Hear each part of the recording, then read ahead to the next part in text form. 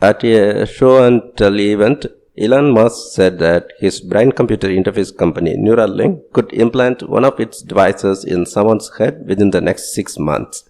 He also claimed that he would get the device implanted in his own head at some point in the future. Neuralink's goal is to create a device that can be implanted in the brain and use it to control a computer with brain activity.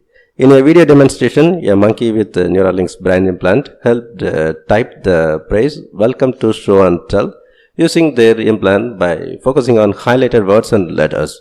Another video showed how the monkeys were trained to charge the devices by sitting under a wireless charger. Neuralink is developing brain chip interfaces that could enable disabled patients to move and communicate again, and it will also target restoring vision. The Neuralink devices themselves are small with multiple flexible threads that can be inserted into the brain. In about 15 minutes, 64 of these threads can be implanted into the brain using a robotic system. Neuralink has submitted most of its paperwork to the FDA, and Elon Musk thinks probably in about 6 months the company should be able to put a Neuralink in a human.